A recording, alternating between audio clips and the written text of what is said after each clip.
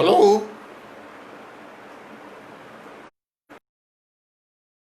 का जरा कन्फर्म करता का?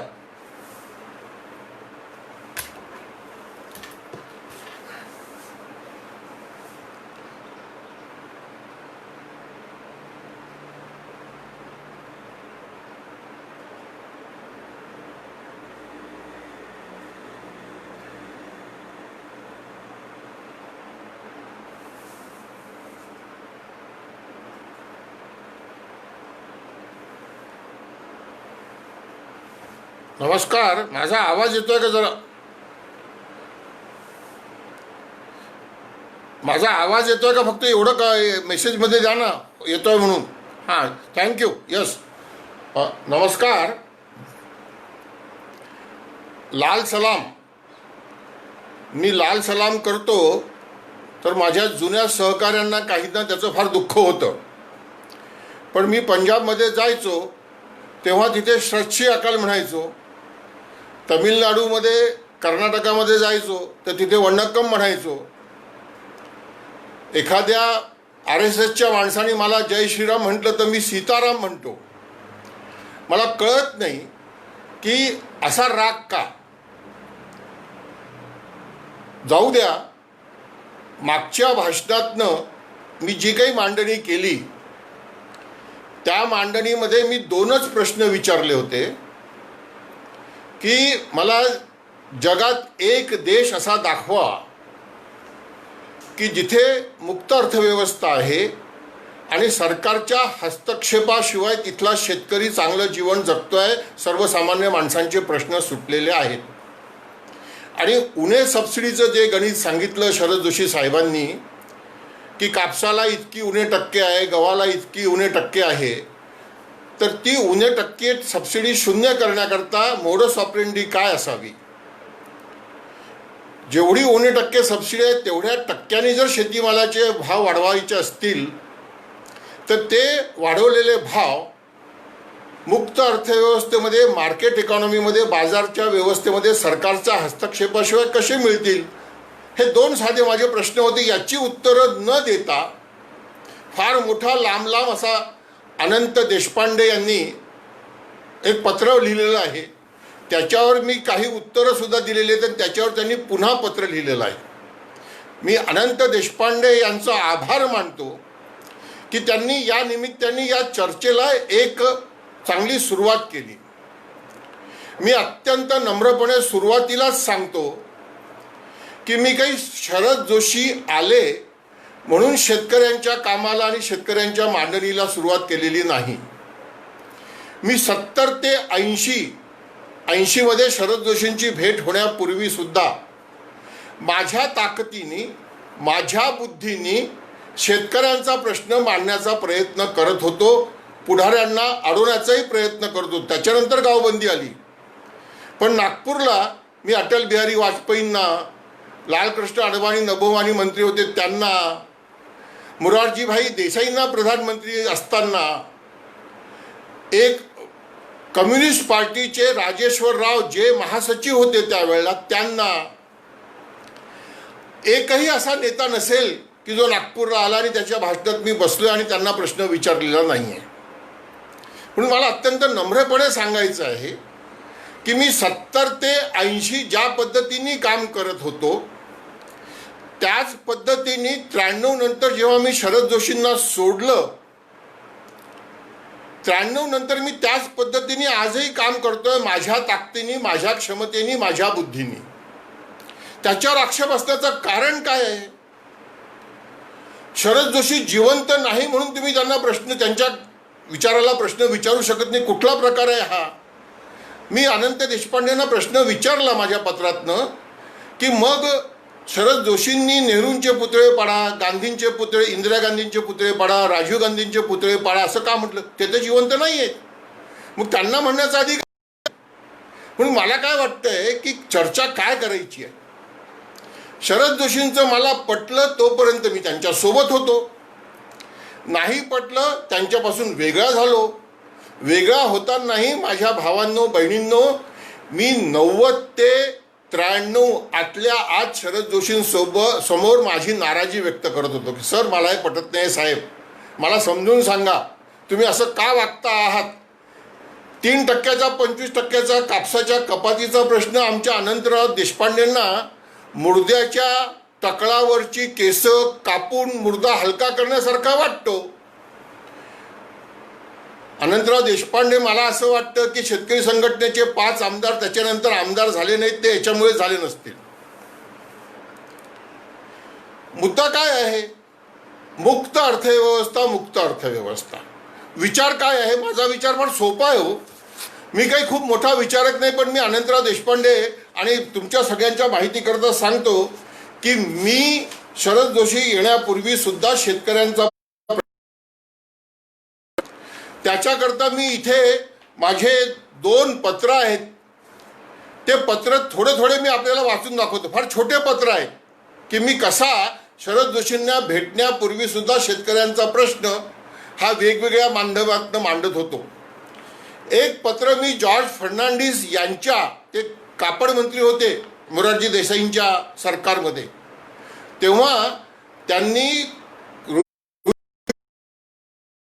तेव्हा सरकारच्या माध्यमातून त्यांनी कापड उद्योगाला म्हटलं कापडाचे भाव कमी करा. आणि तेव्हा मी पत्र लिहिलं होतं जॉर्ज फर्नांडिस यांना यश मिळो. हे पूर्ण पत्र वाचून दाखवत नाही, पण अशा पद्धतीने मी कापूस ते कापड, कापसाचे भाव कमी होतात, कापडाचे भाव वाढलेलेच राहतात, हे सगळं मांडत होतो ना.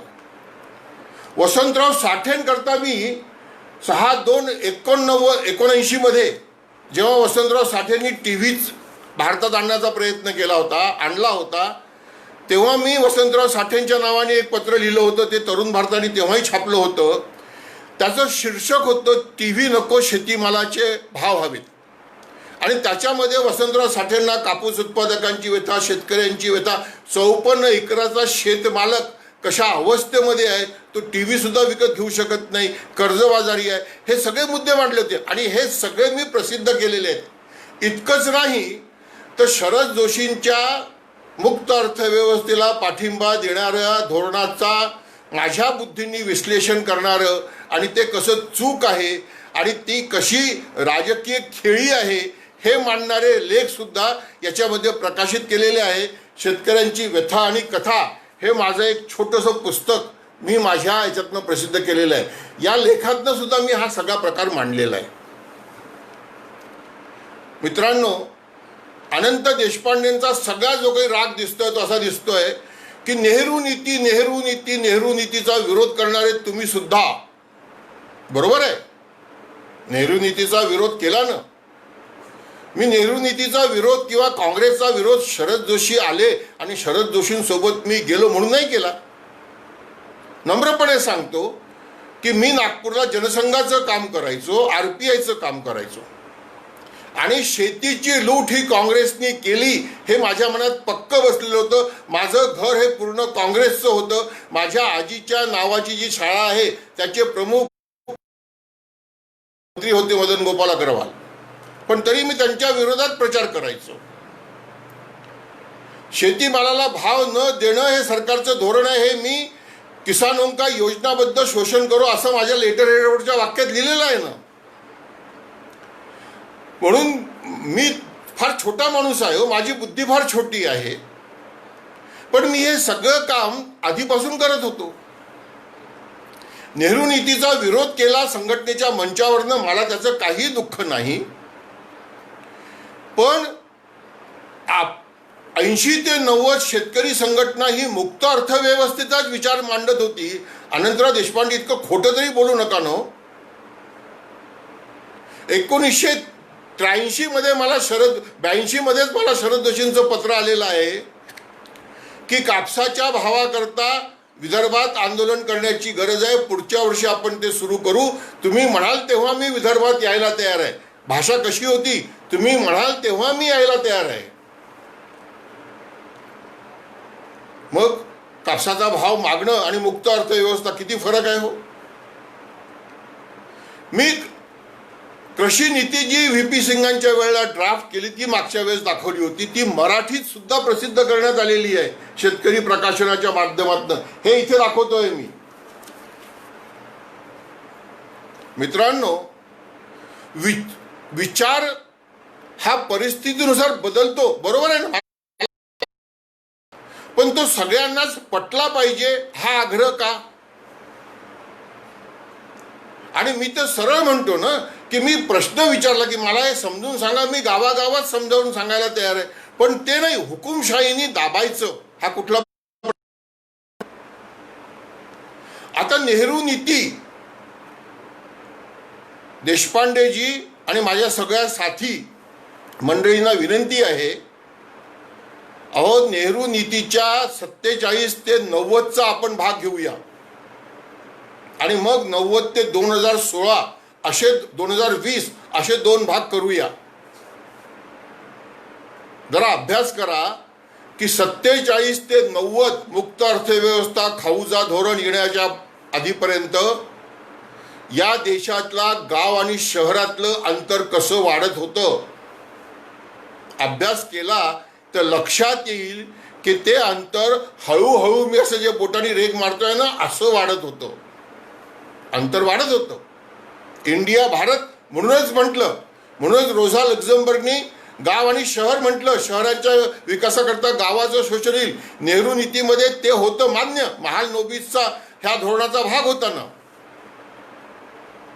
पण थोडा अभ्यास करा हो की 90 ते 2020 गाव आणि शहर हे अंतर कसं वाढलं. हे अंतर अशा पद्धतीने एक्सपोनेन्शियल वाढलं. त्याचं उदाहरण मी मागच्या माझ्या भाषणात या प्लॉट संदर्भात दिलेलं आहे. ग्रामीण भागात दरी वाढत गेली शहरी भागाची, हे खाऊजा धोरणाचा परिणाम होता आणि या खाऊजा धोरणाच्या परिणामामुळे ही दरी वाढली असं म्हटलं तर चूक कसं हो. मग नेहरू नीती बरी होती असं म्हटलं तर काय चुकलं. पण जे घडलेलं आहे, जे घडतं आहे, जी असमानता वाढते आहे ती मान्य नाही करायची. हा कुठला प्रकार आहे हो. ते स्वतः असं म्हणतात की श्रीमंत देशांच्या सबसिडी, बरोबर आहे. मग या 30 वर्षामध्ये श्रीमंत देशांच्या सबसिडी कमी झाल्या का? मी शरद जोशींना त्यावेळेला सुद्धा असं म्हटलं होतं की अमेरिकेच्या जगणं शिकवण्याकरता आपण अमेरिकेत जावं. काय चुकलं व माझं याच्यात? मला कळत नाही की असे प्रश्न विचारले तर त्यात चूक काय आणि मग एवढा अंगावर कशाला यायचं. अंगावर येतात, मला भीती नाही त्याची. मी हे शरद जोशींना स्वतःला निरोप दिला होता की मी भीत नाही. मी इमर्जन्सीमध्ये शंकरराव चव्हाणांच्या गळ्यात कापसाचा पैसे मागितलेले आहे आणीबाणीमध्ये. मी मोरारजी देसाईंना प्रश्न विचारलेल्या देशाच्या प्रधानमंत्र्यांना नागपूरच्या राजभवन मध्ये. मी राजीव गांधींना देश के नेता मना रहे दिवाळी, किसानों का बज रहा है दिवाला असं हँडबिल त्यांच्या हातात दिलेलं आहे नागपूरच्या विमानतळावर आणि त्या पोलीस ठाण्यात बसलेलो आहे मी. आता वय वाढलेलं आहे, तेवढी मिलिटन्सी नाही आहे, पण याचा अर्थ असा नाही की ज्या विषयाकरता ज्या पद्धतीने काम केलेलं आहे तिथे काहीतरी कुचराई करायची, तिथे काहीतरी बदमाशी करायची. मित्रांनो, मुक्त अर्थव्यवस्थेमध्ये फक्त शेती ॲग्रीमेंट ऑन ॲग्रिकल्चर याचा जरी आपण विचार केला तर मी त्यावेळेस म्हटलं होतं की गॅट नावाची ही संस्था 1948 मध्ये स्थापन झालेली होती, general agreement on trade and tariff. त्याच्यामध्ये शेती हा विषय नव्हता. 1986 मध्ये उरुग्वे येथे जेव्हा याची 7वी बैठक सुरू झाली गॅटची, त्यावेळेस डंकेल हे त्याचे अध्यक्ष होते आणि तिथे शेती हा विषय आला अमेरिका आणि युरोपच्या सबसिडीच्या भांडणामुळे. आणि हे भांडण 86 ते 94 पर्यंत चाललं आणि 1 जानेवारी 1995ला त्याच्यामध्ये समझोता झाला आणि करार झाला आणि WTO फॉर्म झालं, गॅट डिझॉल्व्ह झाला. त्या समझोत्यामध्ये ॲग्रीमेंट ऑन ॲग्रिकल्चरमध्ये शेतीच्या सबसिडी या बॉक्सेसमध्ये विभागित केल्या गेलेल्या आहेत. ग्रीन बॉक्स, ब्लू बॉक्स, ॲम्बर किंवा रेड बॉक्स. मला सुद्धा, मी अत्यंत स्पष्टपणे कबूल करतो, मला सुद्धा याच्या पुष्कळशा गोष्टी कळत नाही डिटेल्समध्ये. पण ग्रीन बॉक्स आणि ब्लू बॉक्सचा उपयोग करून आजही युरोप आणि अमेरिका आपल्या देशातल्या शेतकऱ्यांच्या सबसिडी बरोबर टिकून ठेवत आहे. पण आपल्या इथे उलट होत आहे. त्यांच्या सबसिडी कमी झालेल्या नाहीत या 30 वर्षामध्ये, हेही नाकारता येणार नाही. आणि उणे सबसिडीचं गणित हे सुद्धा एक फार मस्त मजा आहे. या उणे सबसिडीच्या गणिताचा उपयोग एक नवीन कर्ज माफीचं आंदोलन उभं करण्याकरता केलं गेलं. त्याला लेखाजोखा आंदोलन. मित्रांनो, VP सिंगांच्या वेळेस 10,000ची कर्जमाफी करण्यात आली होती. VP सिंगांनी ती 10,000ची कर्जमाफी करताना 2 अटी ठेवल्या होत्या.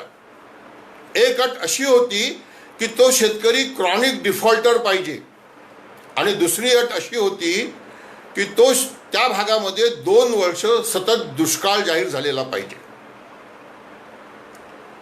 विदर्भामध्ये किंवा महाराष्ट्रामध्ये शेतकरी हा क्रॉनिक डिफॉल्टर, खूप लंबा समयचा डिफॉल्टर, कर्ज बँकेत न गेलेला राहत नाही, तो नव्याचं जुनं करतो.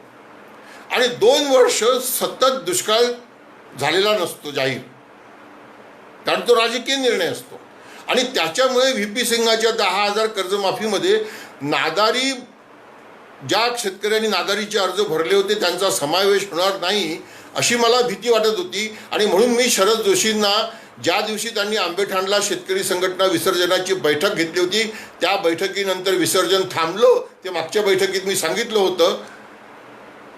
संध्याकाळी मी शरद जोशींना असं म्हटलं, जेव्हा मी, पाशा पटेल, म्हात्रे सर आणि शरद जोशी आम्ही बसलेलो होतो तेव्हा, की मी मधु दंडवतेंचे पुतळे जाळणार. तेव्हा शरद जोशी मला म्हणाले की तुला काय थांबवता येईल, तुला जे वाटतं ते तू करतोस. आणि मग शरद जोशी दिल्लीला गेले. दिल्लीला त्यांच्या लक्षात आलं असेल की विजय म्हणतो ते बरोबर आहे. त्यांनी आमच्या आमदार काशीकरांच्या इथे फोन केला, सरोज वहिनींच्या इथे, आणि त्यांना सांगितलं की विजय मधु दंडवतेचे पुतळे जाळणार आहे, तो कार्यक्रम लवकर सुरू करा. मग काय वरतून आदेश आला ना. मग ताबडतोब मला वायफळनं निरोप आला की लवकर वर्धेला ये. मी तेव्हा काशीकरांच्याच घरी राहायचो, मला वर्धेला घर नव्हतं तेव्हा. आणि मग वर्धेला आलो, मला हा निरोप सांगितला गेला. म्हटलं चला, म्हटलं आपण नागपूरला पत्रकार परिषद घेऊ, त्याची बातमी होईल. आणि 14 एप्रिलला बाबासाहेबांच्या जयंतीच्या दिवशी साटोडा या गावाला नाना चौधरी, बाळासाहेब चौधरी यांच्या गावात मधु दंडवतेचा पुतळा जाळण्याचा कार्यक्रम घेतला आणि या सगळ्या बातम्या तिकडे पाठवल्या. त्याचा परिणाम असा झाला की त्याच्यामध्ये एक अमेंडमेंट झालं आणि ज्या शेतकऱ्यांनी या तारखेपर्यंत नादारीचे अर्ज भरले त्यांचे 10,000चे कर्ज माफ होणार. मला तुम्ही सांगावं, हा सगळं शेतकऱ्यांच्या हिताकरताच कार्यक्रम होता की नाही? मला नका श्रेय देऊ, पण ही वास्तविक घडलेली घटना आहे की नाही? मला मृणाल गोरेंनी की तुम्ही मधु दंडवते सारख्या सज्जन माणसाचे पुतळे जाळता, शिव्या मी खाल्ल्या. श्रेय कोणी घ्यायचं? शरद जोशींनी. मला हरकत नाही, पण एक घटना म्हणून सांगतो. आणि याच्यामुळे जो विश्वास निर्माण झाला होता शेतकरी संघटनेचा, त्याचा उपयोग या उणे सबसिडीच्या सगळ्या जगलरीचा उपयोग करून लेखाजोखामध्ये एक नवीन कर्ज माफीचं आंदोलन उभं केलं गेलं. तिथे दुःख वाटतं मला. हे काय आहे उणे सबसिडी?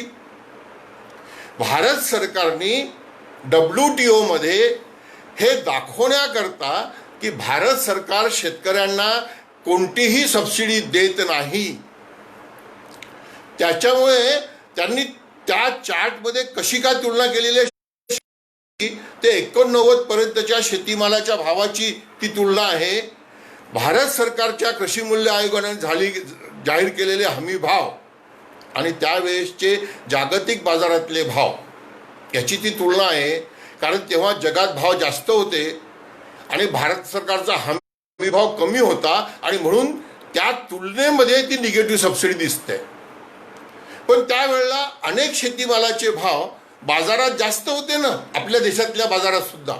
कारण की हमी भाव, मी हा मुद्दा पुन्हा इथे मांडतोय, हमी भाव हा कधीही नफेशीर भाव म्हणून मान्य नव्हता. ती सगळ्यात कमीत कमी किंमत आहे आणीबाणीच्या परिस्थितीमध्ये शेतकऱ्यांना संरक्षण देण्याकरता. मग त्यावेळेसच्या बाजारभावाशी आणि हमी भावाशी तुलना केली असती तर ती एवढी निगेटिव्ह सबसिडी दिसली नसती.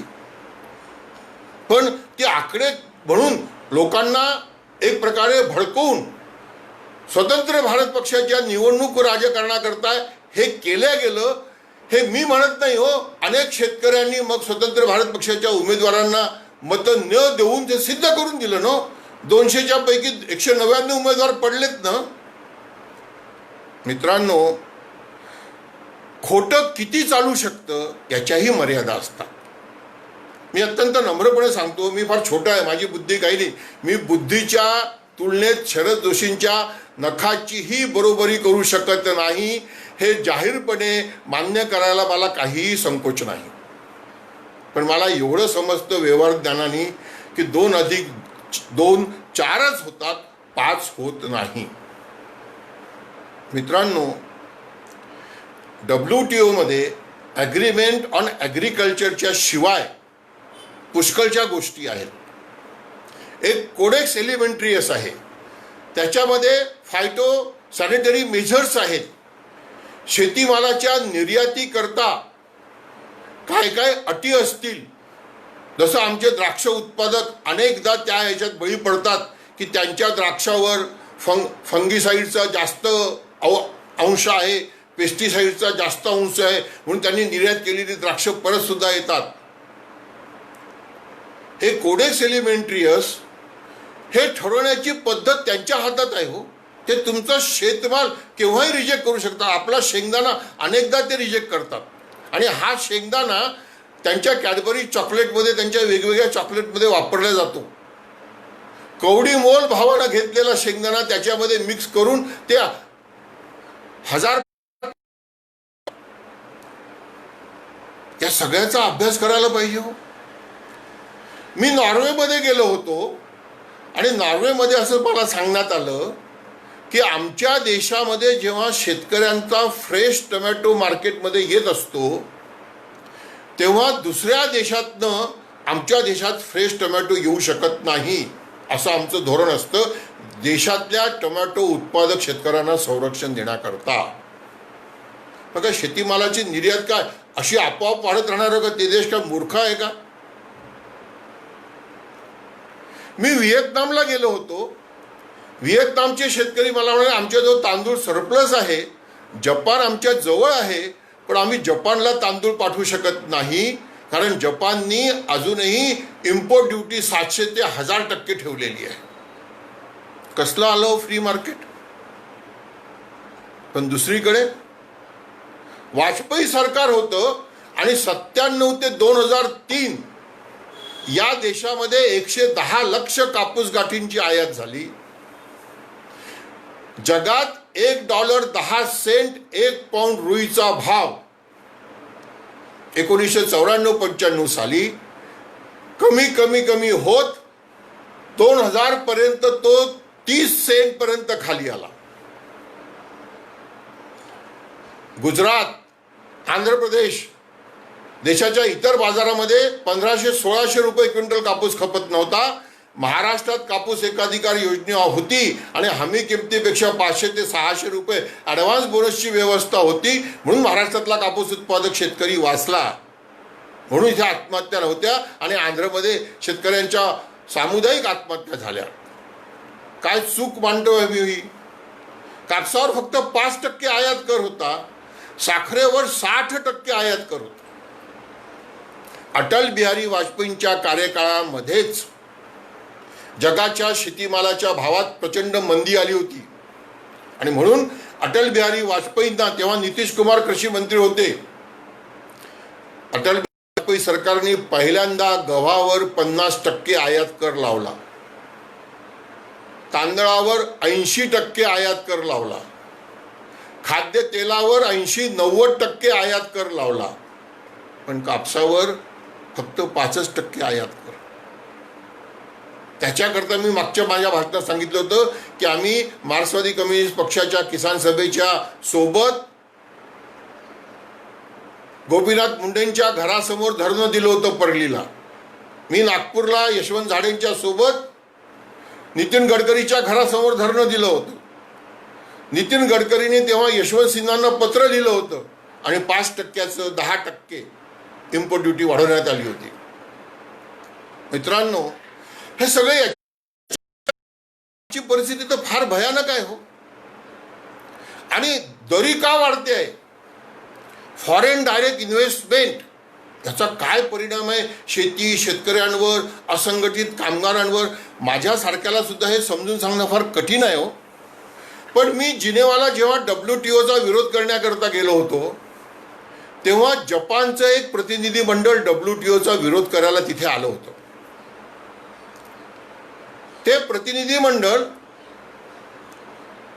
WTOच्या ड्राफ्टिंगमध्ये जो मल्टीलॅटरल इन्व्हेस्टमेंट ॲग्रीमेंट आहे MIA, त्याच्या तरुण मुलं मुली होती. मी त्यांना विचारलं की तुम्हाला याचा विरोध का करावा असं वाटतोय?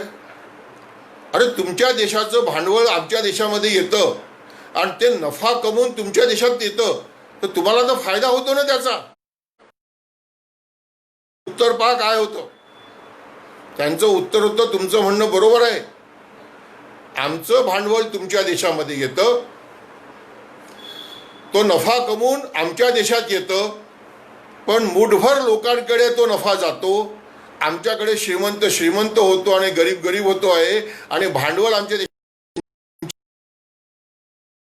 इन्व्हेस्टमेंट होत नाही, आमच्या देशात रोजगार वाढत नाही. विचार करा हो. आणि आमच्या देशामध्ये आणा भांडवल. आता जिओमध्ये अंबानींनी भांडवल आणलं, मुकेश अंबानींनी, ते श्रीमंत झालेत, पण जिओमध्ये गुगलचं भांडवल आलं, आणखीन कोणाचं भांडवल आलं, त्याच्यामुळे काय रोजगार वाढले का हो? पण ते भांडवल आमच्या देशातनं नफा कमवून घेऊन जाईल ना. ज्या भांडवलाला तिथे 1% व्याज मिळत नाही, ते भांडवल आमच्या देशातनं नफा कमवून घेऊन जाईल, पण आम्ही त्याला विकास म्हणतो. आणि हे असं जे भांडवल येतं त्याच्यामुळे दरी वाढते आर्थिक, हे आपण समजून घेत नाही. एक मुद्दा असा मांडला गेला देशपांडे साहेबांकडनं की मुक्त अर्थव्यवस्था आली, पण ती उद्योगांपुरती आली, की शेतीपर्यंत पोचलीच नाही. अहो, मुक्त अर्थव्यवस्था नाही हो. रेग्युलेशन्स असतात. फ्री मार्केट जगात कुठेच नाही आहे. आणि हे मी म्हणत नाही हो. ज्याला नोबेल प्राइज मिळालं अर्थशास्त्राचं ते जोसेफ स्टिग्लिट्झ म्हणतात. आणि या जोसेफ स्टिग्लिट्झनी around the world with Joseph Stiglitz अशी डॉक्युमेंटरी केलेली आहे. ती तुम्हाला नेटवर पाहता येईल. त्या डॉक्युमेंटरीमध्ये भारताचा शेतकऱ्यांचा विषय मांडण्याकरता ती टीम माझ्याकडे आली होती. आणि जे डोरली गाव आम्ही विकायला काढलं होतं, त्या डोरली गावाचा, ज्या गावाने अमरावती जिल्ह्याच्या रसुला शिवणी रसुला पूर म्हणून आहे, त्यांनी किडनी समावेश आहे त्याच्यामध्ये. आणि त्याच डॉक्युमेंटरीमध्ये त्यावेळेसचे व्यापार मंत्री कमलनाथचा म्हणणं त्याच्यामध्ये आहे. कमलनाथ तर स्पष्टपणे असं म्हणतात की भारताच्या अमेरिकेच्या स्पर्धा करावी लागत नाही, तर भारताच्या शेतकऱ्याला अमेरिकेच्या तिजोरीशी स्पर्धा करावी लागते. मला असं वाटतं की या विधानामुळेच त्यांचं वाणिज्य मंत्रालय त्यावेळेस गेलं होतं. मित्रांनो, मुक्त अर्थव्यवस्था असं नसतं. इंटरव्हेन्शन्स असतात. उद्योगापर्यंत मुक्त अर्थव्यवस्था नाही आली. लायसन्स, कोटा, परमिट राज संपला असेल, पण उद्योगांच्या हिताकरता सरकारचा धोरणात्मक निर्णयाचा पाठिंबा होता, म्हणून उद्योगाकडे वाढ झाली. तुम्हाला या सगळ्या कारखाने आलेत, स्कूटर आलेत, कार आलेत, TV आलेत, फ्रीज आलेत. पण याच्याकरता एक पॅरलल इकॉनॉमी तयार झाली. वस्तू विकत घेण्याकरता कर्ज देण्याची व्यवस्था झाली. कर्ज घ्या आणि वस्तू विकत घ्या. 0% व्याज दरावर टीव्ही मिळणार, फ्रीज मिळणार, मायक्रोवेव्ह मिळणार, वॉशिंग मशीन मिळणार, कार मिळणार, स्कूटर मिळणार. अरे शेतकऱ्यांना तर विहिरी करता कर्ज मिळत नाही, पण मोटरसायकल पाहिजे असेल तर फक्त 7, 12 आणि 8 द्या, तुमच्या दारावर मोटरसायकल उभी आहे. हे जे धोरण आहे ना, या धोरणामुळे उद्योग वाढलेत. म्हणून उद्योगपतींची संपत्ती आणि शहरी संपत्ती 90 ते 2020 एक्सपोनेन्शियली वाढली. ही खरी वास्तविकता आहे. पण शेतकऱ्यांना काय सांगायचं? मित्रांनो, आजची परिस्थिती काय आहे? गोविंद जोशी त्यांनी स्वतः मान्य केलंय की आज जगात मंदी आहे. आता समाजवादी लोक याचा फायदा घेऊन पुन्हा बंदिस्त व्यवस्थेकडे घेऊन जाणार आहेत. अरे भाऊ, जर एवढंच तुम्हाला वाटतंय तर अमेरिकेत जाऊन किंवा WTO मध्ये जाऊन तिथे जिनेवामध्ये का आंदोलन करत नाही की अमेरिका युरोपच्या शेतकऱ्यांच्या सबसिडी कमी करा म्हणून? मित्रांनो, मी त्यावेळेला मुद्दा मांडायचो की अमेरिकेच्या युरोपच्या गायींना $2 एका दिवसाची सबसिडी मिळते. आमच्याकडे त्यावेळेला आमच्या मायमाऊलीला दिवसभर शेतात काम करून $1 सुद्धा मिळत नव्हता. मी असं म्हणायचो की आमच्या गावातल्या आमच्या बाई म्हणतील की बाबा रे, या देशामध्ये बाई म्हणून जन्माला येण्यापेक्षा देवा पुढच्या जन्मी मला युरोपची गाय कर. आणि हा मुद्दा पी साईनाथांनी जॉईंट पार्लमेंटच्या मीटिंगमध्ये सगळ्या संसदेसमोर माझं नाव घेऊन मांडला. मोठेपणा लागतो हो काही गोष्टी कबूल करण्याकरता. मित्रांनो, आज जगात कोणत्याही शेतीमालाला भाव नाही आहे. आज 70 सेंट 1 पाऊंड रुईचा भाव आहे. 75 रुपयाचा डॉलर झाला म्हणून थोडेफार तरी भाव मिळतात आहे. विचार करावा की रुपयाचं अवमूल्यन झालं नसतं तर काय हाल झाले असते. आज कापूस विकत घेतला महाराष्ट्र फेडरेशननी, CCIनी. किती 10 वर्षाची खरेदी का झाली हो? बाजारात भाव नाही म्हणून. आणि मागच्या वर्षी का खरेदी करावा लागला नाही? कारण मागच्या वर्षी व्यापाऱ्यांनी 6,000, 6,200, 6,500 रुपये भाव दिला. मी इथे सगळ्यांच्या माहिती करता पुन्हा सांगतो, जरा अभ्यास करा की मागच्या वर्षी हा जो भाव मिळाला ना, हा रुईच्या भावामुळे नाही मिळाला, हा रुईच्या निर्यातीमुळे नाही मिळाला. तर मागच्या वर्षी सरकीचे भाव 3,000 ते 4,000 पर्यंत वाढले होते. कारण सरकी होता, चाऱ्याचा प्रश्न होता. जरा अभ्यास तर करा हो की 1 क्विंटल कापसामधनं 35 किलो रुई मिळते आणि 64-65 किलो सरकी मिळते. 3,000, 3,500 रुपये, 4,000 रुपये सरकीचा भाव म्हणून कापसाला भाव मिळाला. यावर्षी 2,000 पर्यंत खाली सरकी आली होती. आता काहीतरी 2400-2500 आहे म्हणतो. हा भाव आहे लंडनच्या भाव, म्हणजे तो 75 रुपये आणि 26 रुपयेच होतो. आम्ही 40 रुपये घेऊन खातोय.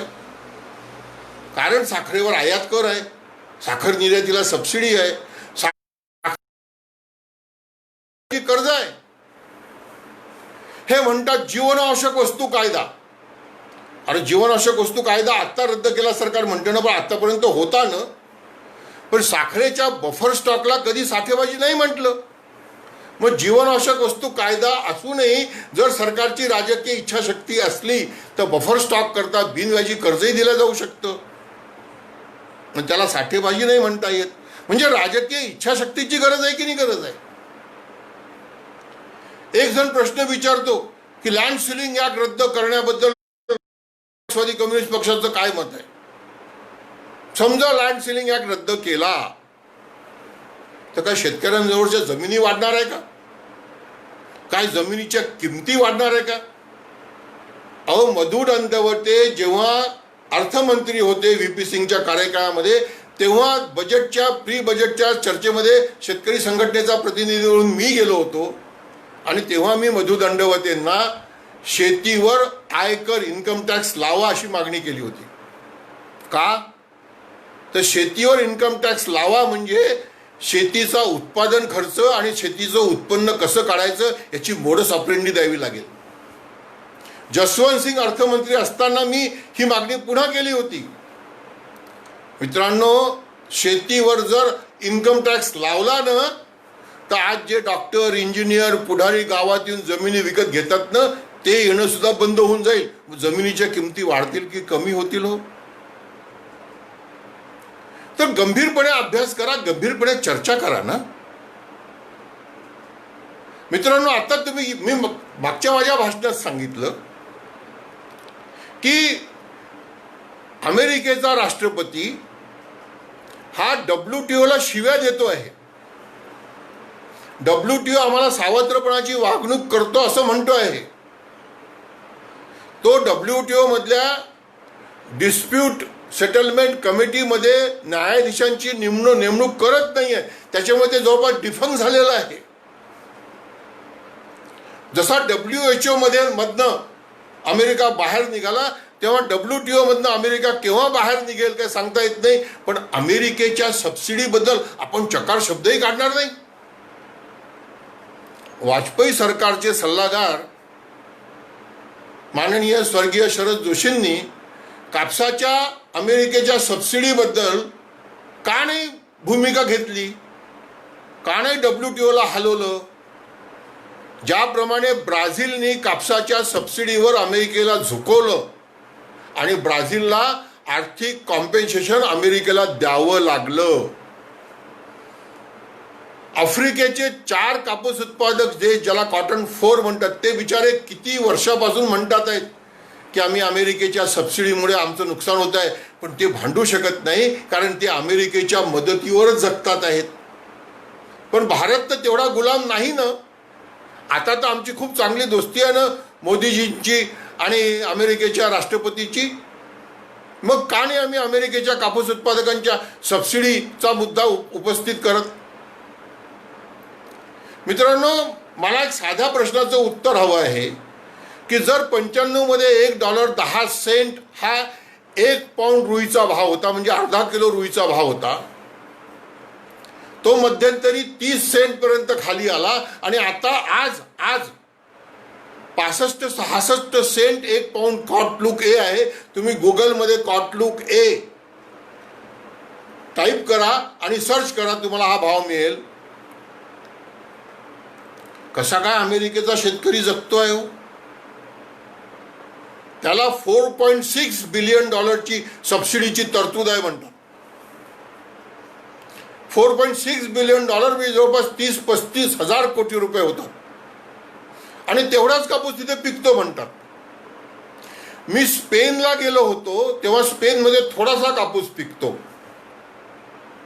पण तिथल्या शेतकऱ्यांनी आम्हाला सांगितलं की आम्हाला युरोपियन पार्लमेंटमध्ये कापसाकरता एक ठरलेली सबसिडी येते आणि ती ठरलेली सबसिडी म्हणजे एक्स अमाऊंट हा किती कापूस पिकला यांनी डिव्हाइड करून ती प्रति क्विंटल सबसिडी दिली जाते. जास्त कापूस पिकला तर प्रति क्विंटल सबसिडी कमी मिळते, कमी कापूस पिकला तर प्रति क्विंटल सबसिडी जास्त मिळते. आता हे माझ्यासारख्याला जर माहिती होऊ शकते तर आमच्या देशातल्या आणि देशाची कृषी नीती हे माहीत नव्हतं का हो? मला काय वाटतंय की आपल्या बुद्धिमत्तेचा वापर करून मुद्दा मांडावा, पण तो वापर करून जर तुम्ही कुणाचा सच्चा प्रश्न सुद्धा जेव्हा दाबण्याचा प्रयत्न करता मग तेव्हा त्याला हुकुमशाही म्हटलं जातं की नाही म्हटलं जातं, जे आज नरेंद्र मोदी करत आहेत. मी जाहीरपणे म्हणतो, किती मूर्ख बनून राहिले होते. प्रत्येक याच्यामध्ये 50% नफा जोडून भाव देऊ, A2FL वर दिला तोही बाजारात मिळत नाही आहे. शेतकऱ्यांचं उत्पन्न दुप्पट करू, ते कसं होईल सांगता येत नाही आहे. आता तर त्यांनी 3 ऑर्डिनन्स काढलेत. 1 नेशन 1 मार्केट मित्रांनो, मी तुमच्या माहितीकरता सांगतो, ITC आता फार्मर्स प्रोड्युसर्स ऑर्गनायझेशन 10,000 FPO उभे करणार पुढच्या 5 करता 10,000 कोटीची व्यवस्था. केवढी मोठी होणार आहे. ITC नावाच्या संस्थेनं चौपाल सुरू करून देशात सोयाबीनची खरेदी 2001च्या आसपास 3 वर्षात ती सगळी बंद झाली.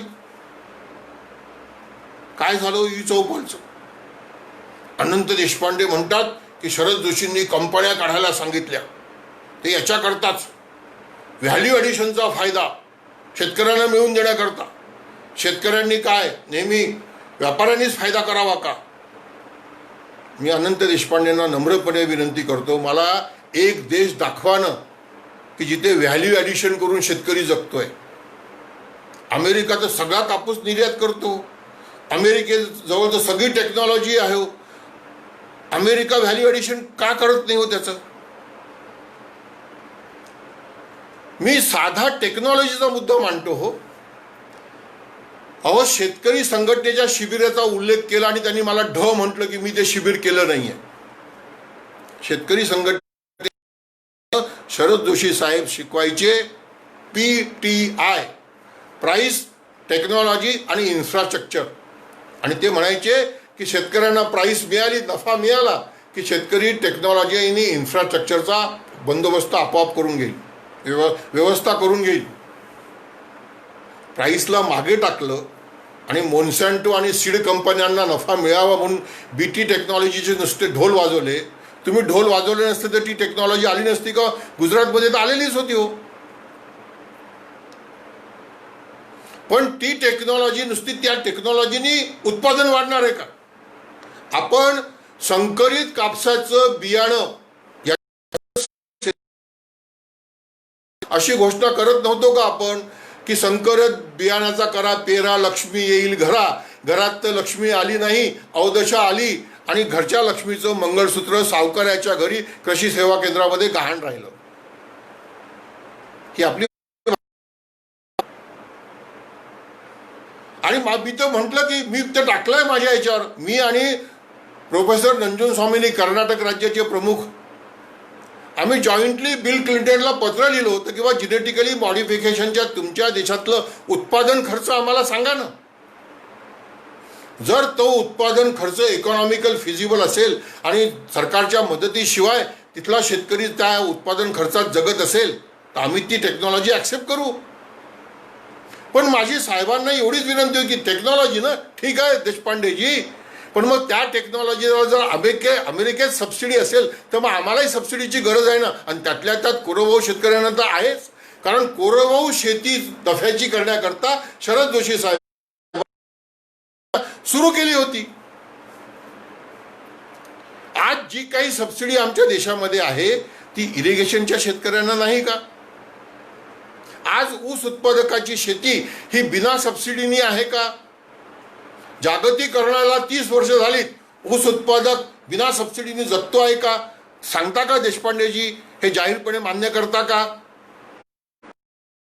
ऊसाला सबसिडी काय काय आहे? इरिगेशन सबसिडाईज आहे, इलेक्ट्रिसिटी सबसिडाईज आहे, फर्टिलायझरला जी काही सबसिडी आहे ती ऊस उत्पादकांना सगळ्यात जास्त आहे, ड्रीपची सबसिडी आहे, प्लास्टिक पाईपची सबसिडी आहे, साखर कारखान्याला 1 रुपया 9 रुपये भांडवल आहे, साखर निर्यातीला सबसिडी आहे, साखर आयातीवर आयात कर आहे, साखरेचा बफर स्टॉक करण्याकरता बिनव्याजी कर्ज आहे.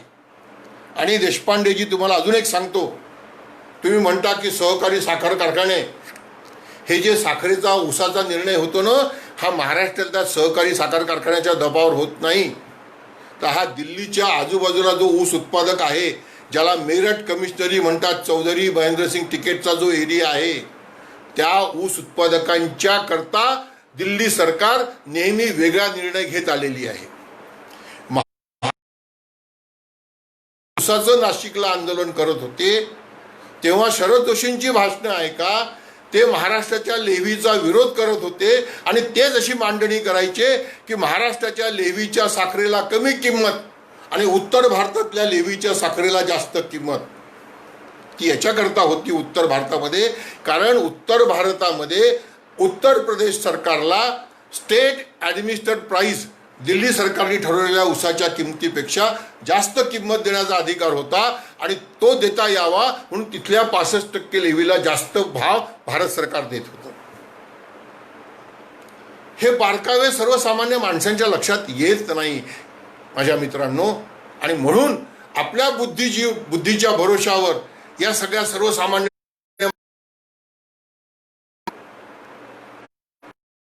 काहीच गरज नव्हती हो शेतकरी संघटनेला. इतका विश्वास शेतकऱ्यांचा शेतकरी संघटनेवर आणि स्वर्गीय शरद जोशींवर झाला होता. मी तर तेव्हा सुद्धा म्हणायचो की ते बाळासाहेब ठाकरेंपेक्षा जास्त लोकप्रिय होते.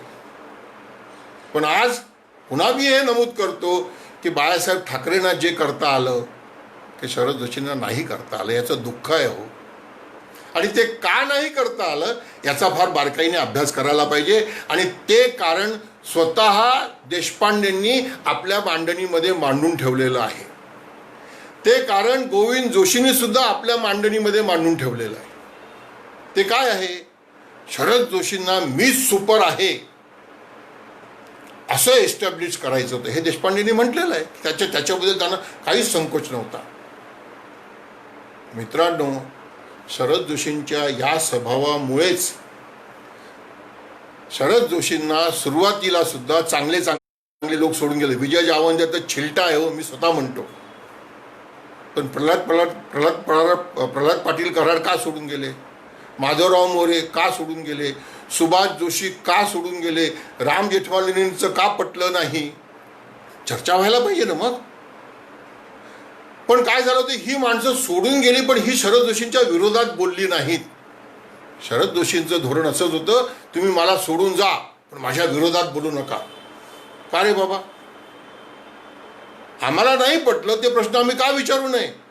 त्या प्रश्नाची उत्तरं का देऊ नये? एक म्हणतो माझं डोकं खराब झालंय, मी वेडा झालोय, मी गोळ्या खातो, गोळ्या नाही खाल्ल्या तर मला वेडेचे अटॅक येतात. आता मुक्त अर्थव्यवस्थेबद्दल जर हे प्रश्न उपस्थित केले आणि ते मी जे उपस्थित करतो आहे तर जोसेफ स्टिग्लिट्झला सुद्धा मान्य होतात आणि म्हणून त्यांची टीम माझ्याकडे येते आणि मी वेडा आहे. हे जे तंत्र आहे ना, हे तंत्र शरद जोशींचं होतं. मी अत्यंत याच्यावर बोलणार नव्हतो पण आता ओघात आलो ते म्हणून बोलतो आहे. शरद जोशींनी स्वतः माझ्याबद्दल अकोल्याच्या प्रेस कॉन्फरन्समध्ये असं म्हटलं होतं की त्याच्या तब्येतीची आम्हाला चिंता आहे. राजकारणात असं वक्तव्य काय असतं? तेच तुम्ही आता पुढे चालवतात. शरद जोशींची इच्छा त्या वक्तव्यातनं हीच होती की विजय जावंद्या मारवाडी हा एकटा राहिलेला, कोणी मदत करणार नाही, कोणी विचारणार नाही आणि हा वेडा होऊन जाईल आणि एखाद वेळेला हा आत्महत्या सुद्धा करेल. मला असं वाटतं साहेबांची ही चिंता होती की मी पण आत्महत्या करावी. मी आत्महत्या नाही केली कारण शरद जोशींच्या चक्रव्यूहात मी माझा अभिमन्यू होऊ दिलेला नाही. जागतिकीकरण हे योग्य नाही, याच्यामध्ये सरकारचा हस्तक्षेपाची गरज सुद्धा मान्य होतं. मला तुम्ही सांगा हो की मी जर इतका नालायक आहे तर त्या शिवार कंपनीची जबाबदारी मला का? मी इतका नालायक जर आहे तर स्वतंत्र भारत पक्षाची घोषणा मीच करायची असं का? या सगळ्यात मला अडकवण्याचा प्रयत्न झाला होता. आणि मित्रांनो, मी जर जागतिकीकरणाची भूमिका घेतोय आणि शरद जोशींना ती नको आहे तर मग शरद जोशींनी मला असं पत्र का लिहिलं की माझ्या जाण्यानंतर तरी तू संघटनेच्या कामाला लागशील आणि सर्वांना सोबत घेऊन चालशील अशी अजूनही आशा आहे. मी शरद जोशींना उत्तर दिलं. म्हात्रे सरांकडे ते पत्र पाहून घ्या आपण असेल तर. मी म्हटलं तुमच्यासोबत राहून जर काही करता येत नाही तर जाण्याचा प्रश्न काय? याचा अर्थ जर देवाघरी असेल तर मी देवाला प्रार्थना करतो की माझं आयुष्य तुम्हाला मिळावं. मित्रांनो, आज तुम्ही पहा जगात सगळीकडे जे छोटे छोटे देश आहेत ते या जागतिकीकरणाच्या धोरणामुळे, या खाऊजाच्या धोरणामुळे फार रसातळाला गेलेले आहेत. देश झालेले आहेत ते. आणि जे विकसित देश आहेत त्या विकसित देशांमध्ये एक म्हण सगळीकडे प्रसिद्ध झालेली आहे की गरीब गरीब होतोय आणि श्रीमंत श्रीमंत होतोय. भारतातही वेगवेगळे पक्ष आता शेतकऱ्यांची आंदोलनं उभी करतात आहेत आणि सरकारच्या हस्तक्षेपाची मागणी करतात आहेत. डॉक्टर स्वामीनाथन आयोग काय सांगतो हो? डॉक्टर स्वामीनाथन आयोगाकरता देशातल्या अनेक संघटना एकत्र आल्या, CPI, CPM, किसान सभा आणि जवळपास 200 लहान लहान संघटना, आणि दिल्लीला मोठा मोर्चा काढला की स्वामीनाथन आयोग लागू करा. स्वामीनाथन आयोग लागू करा ही मागणी होते, पण शरद जोशींची कृषी नीती लागू करा ही मागणी का होत नाही हो? याचंही आत्मसंशोधन केलं पाहिजे की नाही केलं पाहिजे? शरद जोशींनी ती नीती प्रसिद्ध करताना लिहिलं शेवटी की याची चर्चा व्हावी अशी इच्छा आहे, आणि म्हणून मी हे प्रसिद्ध करतो. देशभरात चर्चा हो.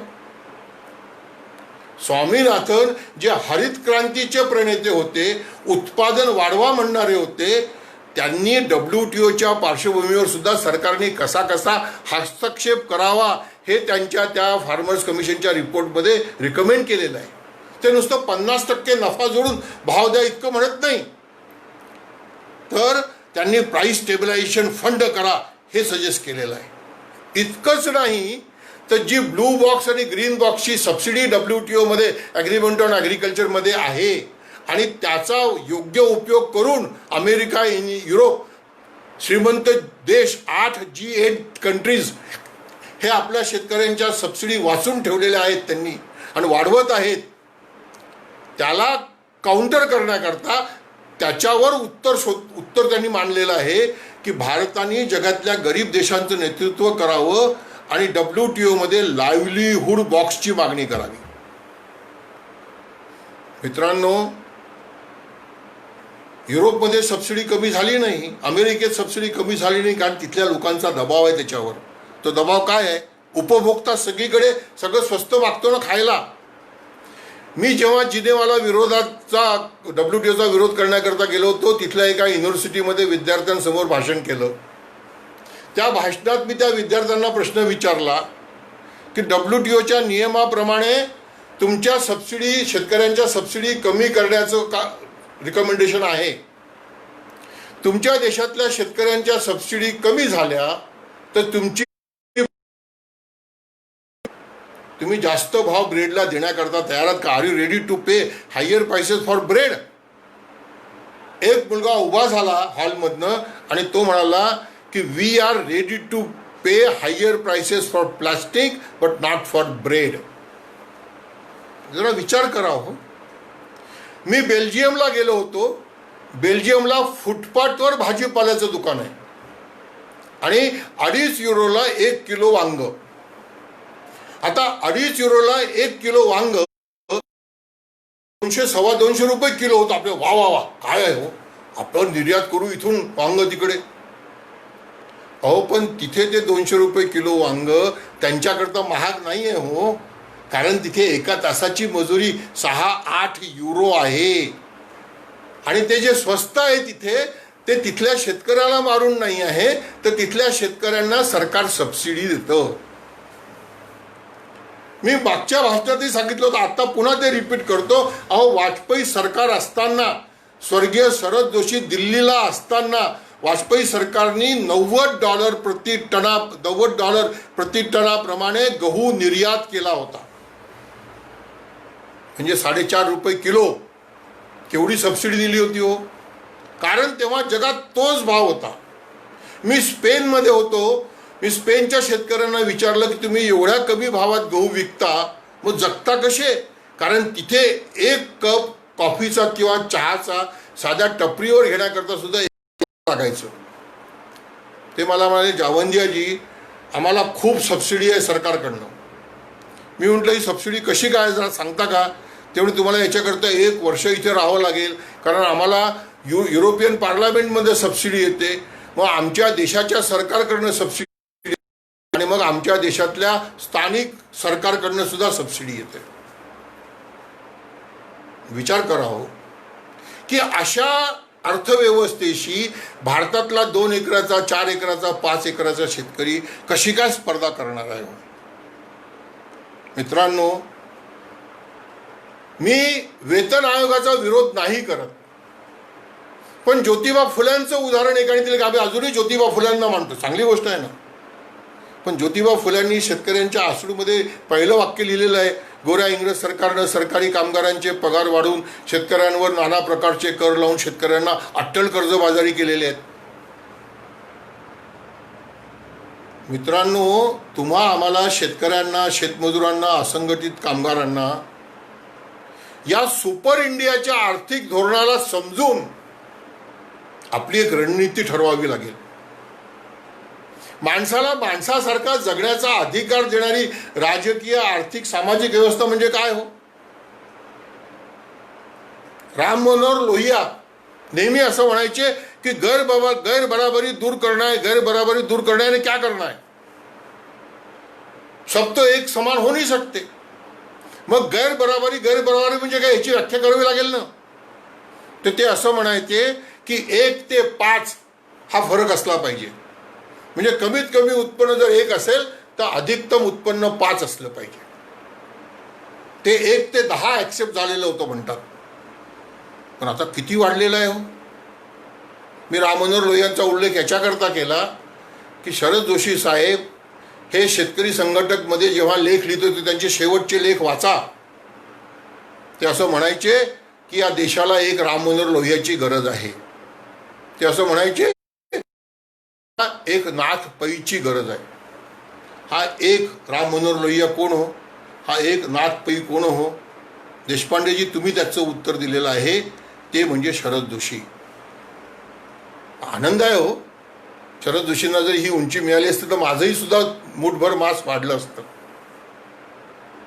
पण दुर्दैव आहे की जी संघटना एवढ्या उंचीवर गेली होती, ती संघटना आज रसातळाला आहे आणि आपण ते अजूनही मान्य करत नाही आहे. शरद जोशींचं एक वाक्य आणखीन सांगतो हो. मी जे उदाहरण दिलं होतं की शरद जोशींना शेतकरी संघटना बरखास्त करायची होती, त्या दिवशी ती बरखास्त झाली नाही. मी जाहीरपणे आज मान्य करतो की त्या दिवशी ती संघटना बरखास्त न करण्याची गोष्ट मी म्हणून आणि मी ती मागणी करून चूक केली, त्या दिवशी संघटना बरखास्त होऊ दिली असती, त्या WTOच्या समर्थनाची संघटना झाली नसती.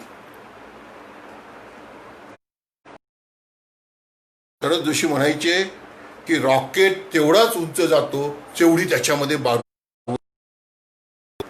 शरद जोशींच्या लक्षात आलं होतं की शेतकरी संघटनेची जी काही बारूद मी एवढ्या वर्षामध्ये जमा केलेली आहे, ती मला आता फक्त या स्तरावर घेऊन जाऊ शकते, याच्यावरती जाऊ शकत नाही. म्हणून मी आता दिल्लीच्या निर्णय घेणाऱ्या प्रक्रियेमध्ये, त्या सर्कलमध्ये मी राहिलं पाहिजे आणि तिथे सांगीन युक्तीच्या गोष्टी 4 त्या करायला पाहिजे. मित्रांनो, दुःख होतं हे सगळं सांगताना, पण ही वास्तविकता आहे की शेतकऱ्यांच्या आत्महत्या कशा करता हो? शेतकऱ्यांच्या आत्महत्या 94च्या आधी नव्हत्या, त्या 97 नंतर वाढल्यात, त्या जागतिकीकरणानंतर वाढल्यात, त्या खौजा धोरणानंतर वाढल्यात. कारण फक्त शेतीमालाचा भाव नाही हो, अंतर वाढलं, आर्थिक अंतर वाढलं. गाव आणि शहरमधलं इन्कम मधली डिस्पॅरिटी वाढत गेली. मास्तराला मिळणारा पगार आणि शेतमजुराला मिळणारा पगार हा 70-72 मध्ये किती होता जरा याचा अभ्यास करा हो. माझा अनुभव जो सांगतो तो असा होता की गावातल्या मास्तराला जर 100 रुपये 90 रुपये असेल तर शेतात काम करणाऱ्या मजूर माणसाला सुद्धा 70-80 रुपये मिळायचे, इतकाच फरक होता. सोन्याच्या हिशोबाने जर पाहिलं गोल्ड स्टँडर्ड, तर मास्तराचा पगार 2.5-3 महिन्याच्या पगारात 1 तोळं सोनं येत होतं. आजही तेच गोल्ड स्टँडर्ड या सगळ्या पगारदारांकरता आहे. इतकंच नाही तर आता तर जास्त सोनं विकत घेऊ शकतात ते 1 महिन्याच्या पगारात. म्हणून तर शहरात एवढी मोठी सोन्याच्या दुकानांची शोरूम उभी झाली ना. पहिले कुठे होती हो? पहिले गावात सोनार भाऊ असायचा, आता तर गावात सोनाराचं घरही नाही आहे. आमच्या शेतमजूर भावाच्या बायकोच्या गळ्यात 3-4 मणी मंगळसूत्राचे सोन्याचे असायचे. आता कुठे आहे ते सगळं? तिकडे गोल्ड स्टँडर्ड आहे हो, पण आमच्या शेतमजुराकरता, आमच्या शेतीमालाच्या भावाकरता गोल्ड स्टँडर्ड नाही आहे. आपण पंजाबमध्ये भारतीय किसान युनियन सोबत काम करायचो ना, तेव्हा पंजाबचा शेतकरी म्हणायचा की 1 रुपया किलो गहू बेचते, 84 पैसे लिटर, 16 पैसे बसते. आज डिझेल 80 रुपये लिटर आहे आणि गहू 20 रुपये खपत नाही आहे. ही कशी काय मुक्त अर्थव्यवस्था आहे हो? सगळीकडे सरकारचा हस्तक्षेप. उद्योगपतींचे लाख कोटीचे हजारो कोटीचे कर्ज माफ होतात, त्यांच्या टॅक्समध्ये लाखो कोटींची सूट दिला जाऊ शकते. मग शेतकऱ्यांनी काय करावं? शेतकऱ्यांनी आपला हक्क नाही मागावं का तिजोरीमधनं? हे कोविड-19चं पॅकेज 1,45,000 कोटी रुपयाचं काय हो हे पॅकेज? हे निवडणूक जिंकण्याचं पॅकेज आहे. अरे ज्या माणसाचा तुम्ही रोजगार हिरावून घेतला, तो माणूस मुंबईवरनं आपल्या गावात गेला, त्याला मुंबईला जे काय 250-300 रुपये रोज म्हणजे 9,000 रुपये महिना मिळत होते, त्याचे 4 महिन्याचे 36,000 रुपये गेले. त्याच्या बायकोला तुम्ही फक्त 500 रुपये दिले आणि 5 किलो धान्य दिलं, 3 गॅस सिलेंडर दिलेत. हे तर इंदिरा गांधी करायची हो. ह्याच्याकरता जो लढा उभारायला पाहिजे तो कोणी उभारायचा हो? सगळं सुस्त करून टाक. मराठीत म्हण आहे की दुधानं पोळलं तर तो ताकही फुंकून पितो. आज अशी अवस्था शेतकऱ्यांची झालेली आहे. पण तरी आज अनेक लोक, मार्क्सवादी कम्युनिस्ट पक्ष, CPI, समाजवादी, डावे उजवे काही पक्ष मिळून दिल्लीला जर मोदींना प्रश्न विचारता शेतकरी काही आशा आहे. आदिवासी माणसं नाशिक जिल्ह्यातनं का होईना पण मुंबईपर्यंत चपला नव्हत्या. आपणही दिल्लीला जी रॅली केली होती ज्याच्यात महेंद्रसिंग टिकेटची भांडण झालं, तिथे तेव्हा आपल्या शेतमजुरांच्या आणि शेतकऱ्यांच्या आपल्या बाया बहिणींच्या पायात चपला नव्हत्या ना. आता त्याचाही एक इतिहास आहे. ते का घडलं तिथे तसं तेही लोकांना कळलं पाहिजे की तिथे ते भांडण का झालं, मग त्याच्यानंतर काय काय घडलं. मित्रांनो, माझं असं मत आहे, मी पुन्हा ते रिपीट करतो, मोठे व्हा पण स्वतःला मोठं करताना इतरांना छोटा करण्याकरता का षडयंत्र करता हो? नरेंद्र अहिरेची बायको, त्यांनी शेतकरी संघटनेचं काम कमी नाही केलं का? काय झालं त्यांचं? त्यांना आत्महत्या करावी लागली. असे कित्येक कार्यकर्ते आहे हो की ज्यांचं पुढे नाव सुद्धा नाही आहे. पण या सगळ्या याच्यामध्ये हा सगळा काय प्रकार आहे हो की जो विरोधात गेला तो बदमाश. पाशा पटेलला भाजपमध्ये जाण्याकरता शरद जोशींनी सांगितलं. हे पाशा पटेल काल एका यूट्यूबच्या आपल्या इंटरव्ह्यूमध्ये सांगतोय की अटल बिहारी वाजपेयींची दोस्ती करण्याकरता गोपीनाथ मुंडेंनी त्यांना अट टाकली की मला पाशा पटेल द्या. म्हणजे सौदा केला की नाही हो? आणि मग त्या पाशा पटेल 3 वर्ष बिल्ला लावून राहिला, पण शेतकरी संघटनेच्या कार्यकर्त्यांनी त्याला बिल्ला काढायला लावला. भाजपला बिल्ल्याचं काही शोर सुचत नव्हतं हो. पण हा कसला प्रकार आहे हो? जागतिकीकरणाला तुम्ही पाठिंबा द्या ना हो. ज्यांना तुम्हाला समर्थन करायचं तुमच्यासोबत राहतील ना. पण जे बाजूला गेलेत आणि ते आपली भूमिका मांडतात आहेत, तुमचं चूक कसं आहे हे सांगतात आहेत आणि तुम्ही त्यांच्यावर दादागिरी करता आहात, हा हुकुमशाहीचा प्रकार नाही का हो? आणि जागतिकीकरणानं जर भलं झालं असतं तर मग स्वतंत्र भारत पक्षाची स्थापना मला करायला सांगितली होती. हे रवी काशीकर, सरोजताई काशीकर, डॉक्टर बोंडे टेंबुडेंना विचारा ना, हे मी म्हणतो ते बरोबर आहे की नाही बरोबर आहे. मग तो स्वतंत्र भारत पक्ष शेतकऱ्यांच्या स्वातंत्र्याकरता राजकारण करणारा तो कुठे आहे होतो? पण या सगळ्या प्रश्नांची उत्तरं द्यायची नाही. आणि शरद जोशीने एक फार मोठा सिद्धांत मांडला. मित्रांनो, माझं विनम्र मत हे आहे की शरद जोशींना सुद्धा हे माहिती होतं की इंटरव्हेन्शन शिवाय गरीब माणसाचा प्रश्न सुटूच शकत नाही. फ्री मार्केट नावाची व्यवस्था जगात कुठेही नाही. आणि आज तर संपूर्ण जगामध्ये, अमेरिकेमध्ये चीनशी व्यापार युद्ध, तरी अमेरिकेच्या शेतकऱ्यांकरता ॲडिशनल सबसिडी अमेरिकेचे राष्ट्रपती ट्रम्प साहेब जाहीर करतात आहेत. पहिल्या वर्षी त्यांनी $12 बिलियन सबसिडी जाहीर केली. दुसऱ्या वर्षी $16 बिलियन ॲडिशनल सबसिडी जाहीर केली. आणि आत्ता कोविड-19शी सुद्धा भांडण्याकरता त्यांनी $19 बिलियन सबसिडी एक्स्ट्रा जाहीर केलेली आहे नेहमीच्या सबसिडीच्या शिवाय. जोशींसोबत असलेल्या माझ्या या सगळ्या बुद्धिजीवी मंडळींना माझी विनंती आहे तेव्हा आम्हाला शिकवा ना हे सगळं, की हे कशी सबसिडी दिली जाते. आणि हे काय म्हणतात की भारत सरकारजवळ पैसा कुठे आहे सबसिडी देण्याकरता, हाही एक तर्क आहे यांचा.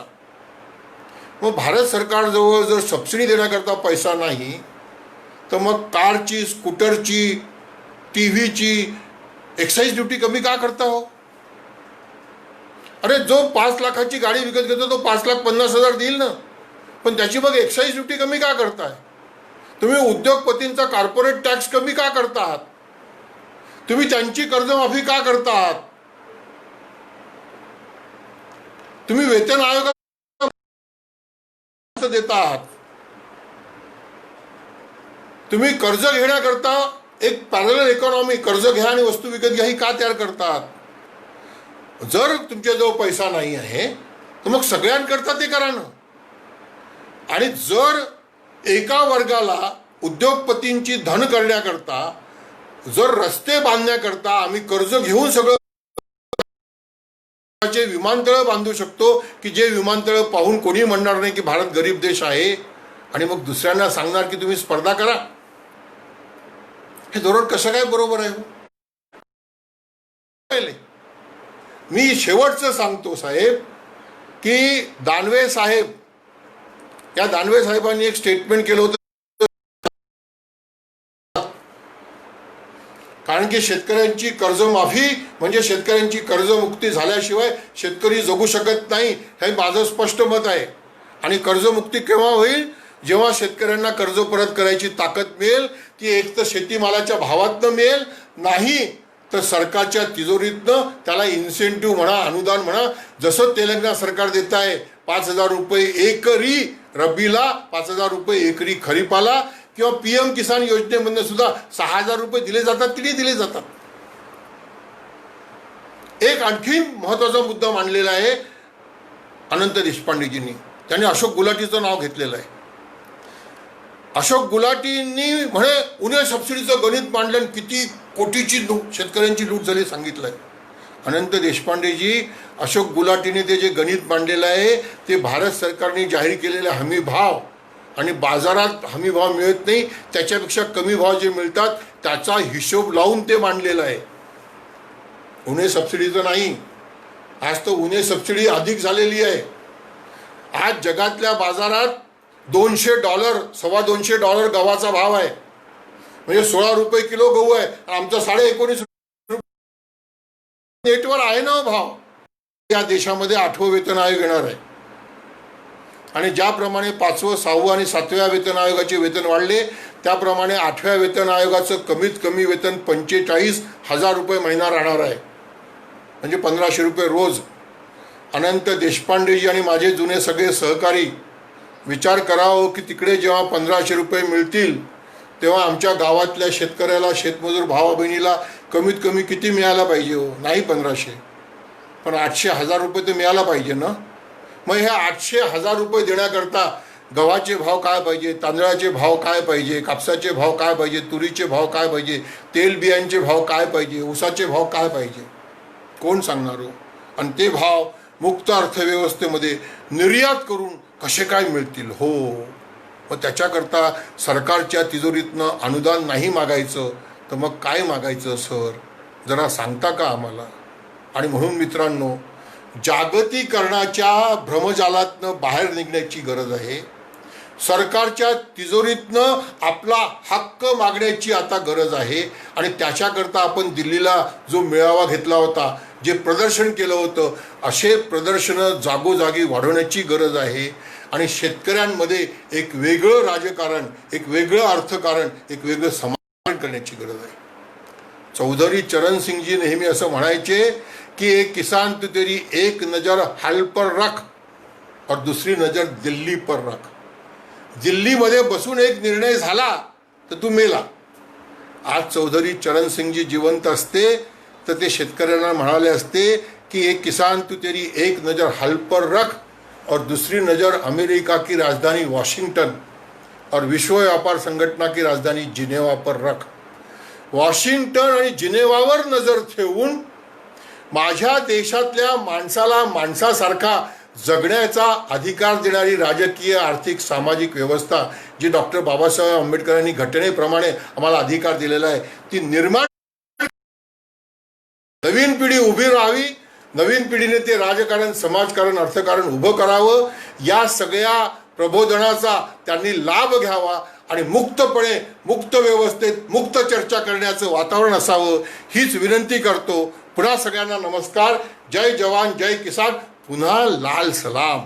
नमस्कार.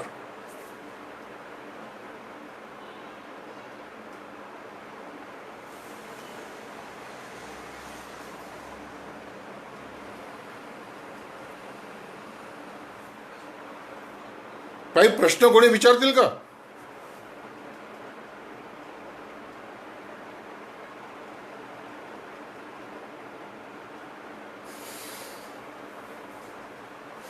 मला पुस्तक लिहिण्याची विनंती सुभाष बोडेवार करतात आहेत.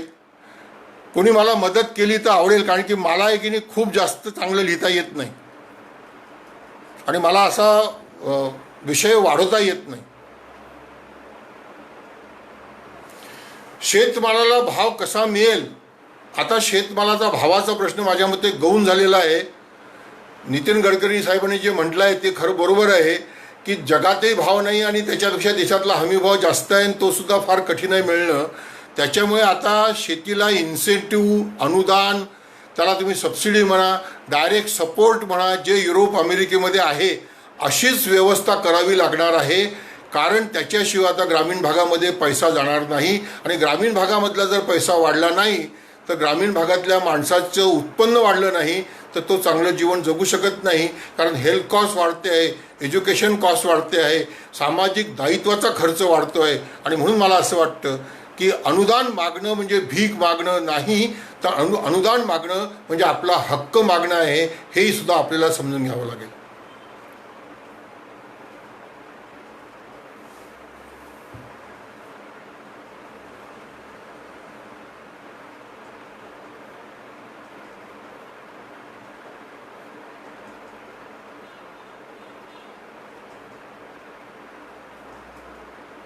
अजून कोणाला काही विचारायचं आहे?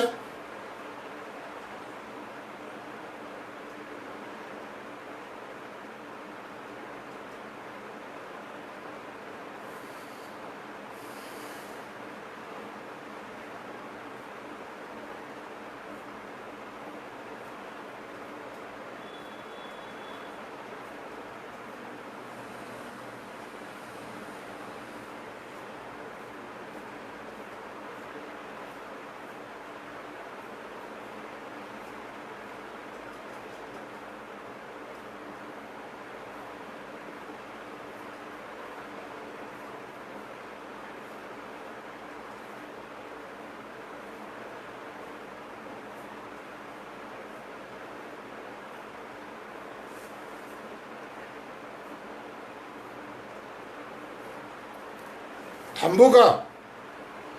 नवलेजी,